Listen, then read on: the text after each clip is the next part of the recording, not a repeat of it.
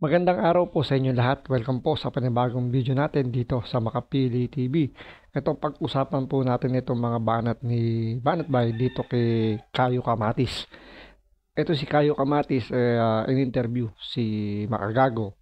Pagkatapos itong maglabas si Makagago ng reaction niya dito sa sabihin natin tatlong demonyo kung nung tawagin niya doon sa kanyang vlog na sina Kibuloy, si Pangulong Duterte, tsaka si Banat Bay. Ngayon, bumanat dito si Banat Bay at ngayon ito, nag-retaliate si Makagago sa pamamagitan nito ni Kayo Kamatis. Ngayon, sino ba to si Kayo Kamatis?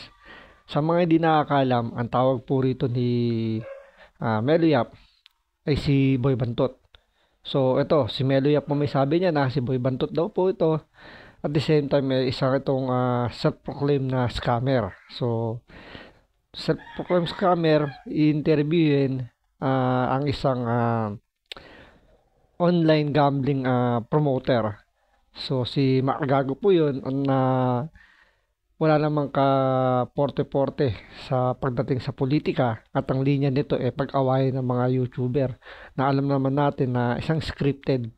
So, ginagago lang nila yung kanilang mga subscribers pamamagitan nga niyan ng mga away-away kuno ng mga YouTuber. At itong si Makagago naireklamo to sa Wanted sa radyo dahil nga sa mga pinagagawa niya mga chismis sa mga kababaihan.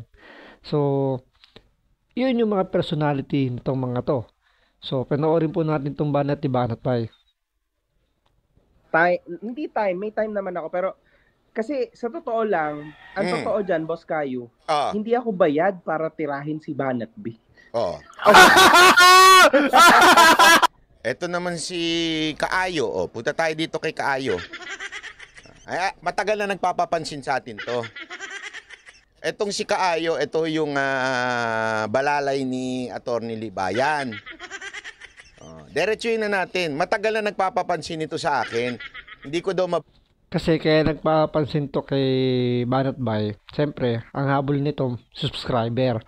Kasi ito, base nga rin kay Melo Yap, medyo bumibitaw na to kay Attorney Libayan dahil nga medyo alanganin na yung status ni Attorney Libayan dahil sa mga kinaharap niya mga kaso laban kay Senator Rapi Tulfo. So, dahil may mga kaso na yung mga vlogger ni Attorney Libayan at ito base na rin kay Melo Yap, medyo nanganganib din na makakasuhan. So, umiiba na to ng porte, umiiba na to ng landas kay Attorney Libayan para makakuha pa ng mga subscriber. So, yun po yung nagiging dahilan kung bakit madalas na ito nagpapansin kay Banat Bay. Siyempre, mas marami subscriber yung kanyang atakihin. So, mas marami siya makukuha ang mga pwedeng nakakuha pa siya ng subscriber doon. Siyempre, kailangan niya mag-ipon dahil nga parang nanganganib yata ang makakasuhan nito. So, ngayon parang siguro nag-iipon na para sa pampiyansa. banggit-banggit yung pangalan niya. Alam mo, Kaayo, bakit hindi ko mabanggit-banggit ang pangalan mo? Kasi wala ka sa level ko. Yan ang totoo. Wala kang bilang. Gusto mong malaman. Ito. Ayan ang engagement mo. Para lang sa kaalaman mo. Lifetime mo na yan. 4 na milyon lang ang nanood. Views. Okay? Last 30 days, 574. Kung ako sa'yo, magsara ka na ng channel. Baka yan. Ang sakit naman, sabihan ka magsara ka ng channel dahil parang gusto mong banggain yung mga, sabihin natin, institusyon pagdating sa pagbablog sa politika. So, gaya nga sinabi ko sa inyo, itong si Kamatis, wala naman tong alam or konti lang yung nalalaman nito pagdating sa politika. So, hindi niya talaga talaga engagement yung politika. Ang nalilinya to kung saan sa paninira kay Rapi Tulfo. So, dun siya mas nakadikit dati. No, medyo maganda pa yung sabihin natin medyo maangas pa yung channel ni Attorney Libayan. So, dun siya dumikit. Dahil siyempre maganda yung views dun. So, dahil nga hindi na masyadong nagko-content si Libayan sa mga programa ng RTIA sa Rapid Tulpo in Action, medyo kumakawala na tong si Kamatis dahil nga siguro sinusubukan niya umiwas kay Libayan, baka nga naman makadali pa siya ng mga kaso. Ang mga ano mo lang yung paulit-ulit mong mga troll. Ha? Hindi naman sa minamaliit kita, pero maliit ka talaga. Yun na yung totohanan doon. Huwag na tayo maglokohan. Kasi yung analysis mo, wala talaga sa hulog. Analysis ng parang galing sa dun sa looban sa may Mandaluyong. At ang reference nito madalas is si ChatGPT. So, nakadepende to kay ChatGPT na dinadaan lang sa mga wordplay. So, kung hindi ka medyo, kumbaga, kung hindi ka observant, hindi mo masyadong kumbaga parang kung pakinggan mo lang siya dahil sa mga wordplay niya, medyo madadala ka rito. Pero kung iintindihin mo yung mga sinasabi niya, is wala naman talaga sa hulog. So, more on nasa gulatan factor lang. So, yun yung pinaka ginagawa nito ni Kamatis. Ganun ang analysis mo? Magpareho kayo yung isang flip-topper na si Akataba pangalan ng na yun? Pareho kayong parang nakalasan ng tornilyo. Yan ang totoo. Tapos, gusto mo pansinin kita. Ito, binigyan na kita ng pagkakataon na papansinin kita. Isang beses lang. Isang beses lang. Ayan, ha? Ako, di pumalakpak natin nito dahil iisipin niya na nagtagumpay siya at napansin na siya. So, i-expect niya tataas pa masyado. Tataas yung kanyang engagement, tataas ang kanyang subscriber dahil nga pinansin na siya ni Banat Bay. So, sa kanya naman, wala namang bearing sa kanya na kung ano yung sabihin sa kanya, importante napansin siya. So whether mapahiya siya or kung ano, sabagay sabi nga naman ni Melo Yap, wala na tong hiya. Ang sa kanya lang views lang makuha niya, kumita. Yan lang naman ang nasa kanya, base kay Melo Yap Hindi ako may sabi nito. So kung panoorin niyo po si Melo Yap sa mga pinagsasabi niya rito regarding kay Caio Kamatis, also known as Boy Bantot, sabi nga ni Melo Yap, doon malalaman nyo ano yung pagkatao nito ni Kamatis. Ikumpara natin sa ating channel at kayo na magsabi mga banateros kung worth it bang pansinin tong animal na to. Ayan. Yung views niya sa 30 days, 574. Hindi ka man lang umabot doon sa butal ko na 10.6 million in 30 days. Tapos gusto mo, pansinin kita. Abay, gago pala. Sinong matinong tao papansin sa'yo? Pero dahil... Siyempre, gago nga. So, in-interview niya si Makagago. So, pare silang gago. So, lalabas. Ano pang in-expect mo sa pag-uusapan ng dalawa? So, si Makagago at isang gago, kayo na magbahalang umusga kung anong mangyayari sa interview ng dalawang siraulong to. Mapilit ka.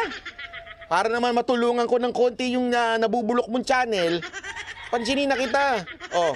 Yung lifetime total views mo, 4,486,000. Yung lifetime views ko, 162 million. Tapos gusto mo pansinin ka? Nakita mo na naman yan, yung blue. Ako yan. Yung pula na nasa... Nako, di lalo mas nainggit sa'yo yan. Banat Bay, siyempre, kumbaga, malaking pagkakakitaan dahil sa ginawa mong pagpansin sa kanya. Malamang araw-arawin ka na nito dahil nga siyempre sa habol nito views. So hindi naman nito hinahabol ko ano yung maiaambag sa lipunan. Sa kanya lang naman is kumita lang naman. Sa taas ikaw yan. Kita mo yung pula na yan? Etong sa Kamatis Analysis Unit mo. Hindi ko maintindihan pati pangalan mo. Hindi ko andugyot. Kamatis Analysis. Andugyot daw ng pangalan. So, kayo na humusga. Base na lang sa sinasabi rin ni Melo Yap. Kayo na lang humusga kung bakit tinawag niya tong Boy Bantot at bakit nasasabi rin ni Banat Bay na madugyot. So, panoorin nyo lang po si Melo Yap.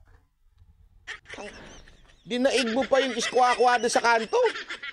Oh, tingnan mo ha. Oh, ako yung blue, ikaw yung pula. Oh, ay, yan. Oh. Ano nakita mo sa pula? Straight line. Ano ibig sabihin ng straight line na yan? Ha? O ano ba ang dun sa straight line sa ospital? Naghihigalo na ang channel mo. Tapos gusto mo pansinin kita? O eto, papansinin kita for the first time, ha? O dito sa in-interview mo pa si Makagago, tawa ka pa ng tawa, wala. Kaya siya natatawa dyan kasi kailangan i-hype niya yung interview na yan para sa mga, alam niyo na, dati tong kabatas. So, siyempre, sabi nga ni Melo Yap, ang mga viewers ito, mga zombie. So, kailangan nilang hilutin yung mga atay para magmukha lang magaling, magmukhang matalino. So, dadaanin sa mga, ayan, gulatan, tatawa, akala mo meron namang binanggit. Yung pagdebunk nga lang kay Melo Yap, hindi nga madebunk-debunk. Basta sabi nga ni Melo Yap, makasigaw lang ng debunk, is okay na dun sa mga zombie. So, isipin nila ay talagang nakapuntos na. Diba? So, yun yung mga viewers nila, yung mga zombie. So, ngayon dito, dahil nga in-interview si Makagago, wala namang sinabing argumento, isipin nyo nga, piskal na debunk niya. Diba? Pinagmamalikan niyang nakadebunk siya ng piskal. Saan ka nakakitang usaping legal? Piskal, madidebunk niya. So, diba? Kayo na ang medyo mag-isip-isip kung paano mangyayari yun. Na isang piskal pagdating sa legal issue is madidebunk lang ng isang kagaya nito, 'di ba? Namang una nga inintroduce mo Oh, hindi mo mabanggit. Oh, i-play nga natin yung video ni Makagago. Oh, hanggang sa totoo nga hindi nabanggit ni Makagago, di pahiya ka. Oh.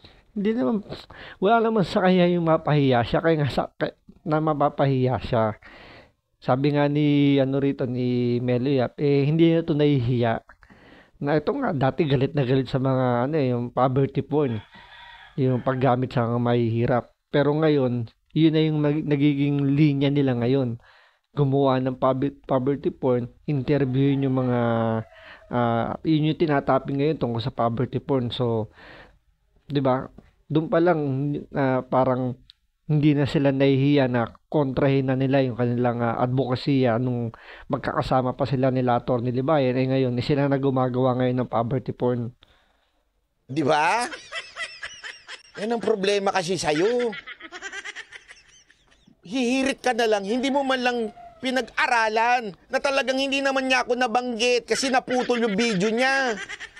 Kasi siguro, kumonsulta kay ChatGPT. So, siyempre, kung ano sinabi ni ChatGPT, yun na yung i-report niya. Kasi nga, more on nag-relay lang to kay ChatGPT.